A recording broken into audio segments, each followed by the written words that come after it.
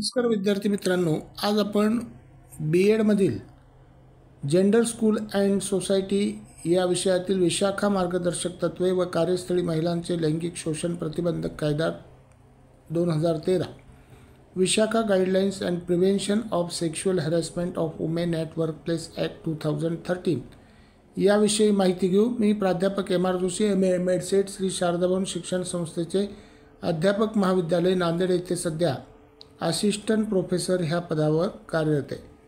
चला तर पाहूया विशाखा मार्गदर्शक तत्त्वे व कार्यस्थळी महिलांचे लैंगिक शोषण प्रतिबंधक कायदा 2013। आता सुरुवातीला परिचय पाहूया की भारतामध्ये महिलांच्या सुरक्षिततेसाठी अनेक कायदे आहेत। त्यापैकी कार्यस्थळी महिलांचे लैंगिक शोषण कंसामध्ये प्रतिबंध, मनाई आणि निवारण कायदा 2013 हा अत्यंत महत्त्वाचा कायदा आहे। या कायद्याचा आधार हा 1997च्या सर्वोच्च न्यायालयाच्या विशाखा मार्गदर्शक तत्वावर, विशाखा गाईडलाईन्सवर ठेवला गेलेला आहे। आता ही विशाखा मार्गदर्शक तत्त्वे काय आहेत ती पाहूया। विशाखा मार्गदर्शक तत्त्वे, विशाखा गाईडलाईन्स 1997 पार्श्वभूमी पाहू। विशाखा मार्गदर्शक तत्त्वे 1997 साली भारताच्या सर्वोच्च न्यायालयाने ठरवली। त्याला कारणीभूत ठरले राजस्थानमधील इसवी सन 1992 मधील भवरी देवी बलात्कार प्रकरण। भवरी देवी ही एक सामाजिक कार्यकर्ती होती, जिला बालविवाह रोखण्याच्या प्रयत्नासाठी गावातील काही पुरुषांच्या लैंगिक अत्याचाराला सामोरे जावे लागले। यानंतर विशाखा आणि अन्य स्वयंसेवी संस्थांनी भवरी देवीवरील या अन्यायाबाबत सर्वोच्च न्यायालयात याचिका दाखल केली होती। या प्रकरणासंबंधी न्यायदान करताना माननीय न्यायालयाने काही मार्गदर्शक तत्त्वे आखून दिली। यावरून सर्वोच्च न्यायालयाच्या ह्या मार्गदर्शक तत्त्वांना विशाखा गाईडलाईन्स असे नाव देण्यात आले। आता या विशाखा गाईडलाईन्सची मुख्य वैशिष्ट्ये काय आहेत ते पाहूया। माननीय सर्वोच्च न्यायालयाने महिलांच्या लैंगिक शोषणापासून संरक्षणासाठी पुढील मार्गदर्शक तत्त्वे दिली आहेत। नंबर 1, लैंगिक शोषणाची व्याख्या याच्यामध्ये दिलेली आहे।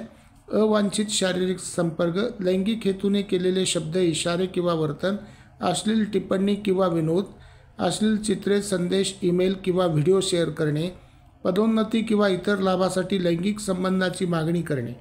संस्थेची जबाबदारी काय असणार आहे? प्रत्येक कार्यस्थळी लैंगिक शोषण रोखण्यासाठी स्पष्ट धोरण असावे। कर्मचारी आणि व्यवस्थापनाला याबाबत प्रशिक्षण देणे आवश्यक आहे। तक्रार निवारण यंत्रणा, प्रत्येक संस्थेमध्ये अंतर्गत तक्रार समिती, इंटरनल कंप्लेंट्स कमिटी ICC असावी। समितीमध्ये अर्धे सदस्य महिला असाव्यात, तसेच स्वतंत्र सामाजिक कार्यकर्त्यांचा त्या समितीत समावेश असावा। तक्रारीचे निवारण, तक्रारीची गोपनीयता राखणे आवश्यक आहे। संस्थेला योग्य चौकशी करून 90 दिवसात निर्णय घ्यावा लागतो। दोषी आढळल्यास शिस्तभंग, निलंबन किंवा इतर कारवाई संस्थेला करता येते। शासनाची जबाबदारी, राज्य आणि केंद्र सरकारने कार्यस्थळी महिलांच्या संरक्षणासाठी ठोस उपाययोजना कराव्यात। आता जो कायदा आहे या गाईडलाईन्सवर आधारित तो पाहूया। कार्यस्थळी महिलांचे लैंगिक शोषण प्रतिबंध, मनाई आणि निवारण कायदा 2013। आता या कायद्याचा उद्देश काय? विशाखा मार्गदर्शक तत्वानुसार अधिक बळकट कायदा 2013 मध्ये संमत करण्यात आला। या कायद्याचा उद्देश महिलांना सुरक्षित कार्यस्थळ उपलब्ध करून देणे आणि लैंगिक शोषणाविरोधात तक्रार करण्यासाठी सक्षम यंत्रणा उभारणे हा आहे। कायद्याच्या मुख्य तरतुदी पाहू। नंबर 1, लैंगिक शोषणाची व्याख्या। यामध्ये विशाखा मार्गदर्शक तत्वांमध्ये नमूद सर्व बाबी समाविष्ट आहेत।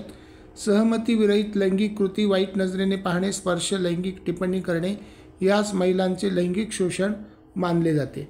कायद्याची व्याप्ती, सर्व प्रकारच्या संस्था, खाजगी, सरकारी, स्वयंसेवी, शैक्षणिक, हॉस्पिटल्स या सर्वांनाही लागू आहे। स्थायी, कराराधीन, प्रशिक्षणार्थी, अपारंपरिक कामगार, गृहरक्षक, स्त्रिया, आउटसोर्सिंग कर्मचारी यांनाही यात समाविष्ट करण्यात आलेले आहे।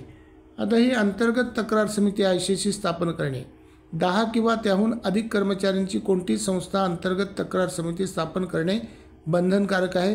समितीमध्ये अध्यक्ष महिला असावी आणि कामगारांचे प्रतिनिधित्व करणाऱ्या सदस्यांचा समावेश त्यामध्ये असावा।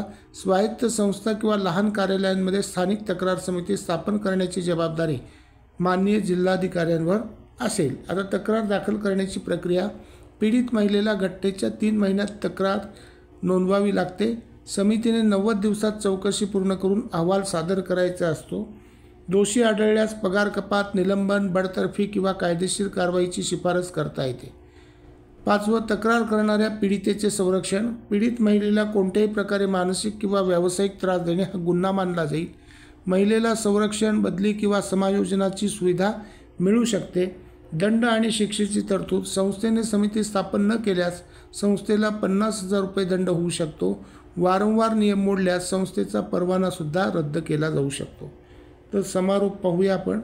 विशाखा मार्गदर्शक तत्त्वांनी भारतात महिलांच्या कार्यस्थळी सुरक्षेसाठी महत्त्वाची दिशा दिली. मात्र त्या मार्गदर्शक तत्त्वांना कायदेशीर बळ देण्यासाठी 2013चा हा कायदा लागू करण्यात आला. हा कायदा महिलांना तक्रार करण्याचा अधिकृत अधिकार आणि कार्यस्थळी सुरक्षितता प्रदान करतो.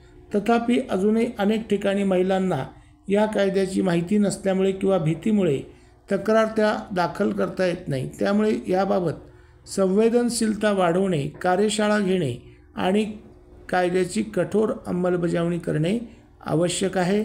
धन्यवाद. सबस्क्राईब करा, शेअर करा.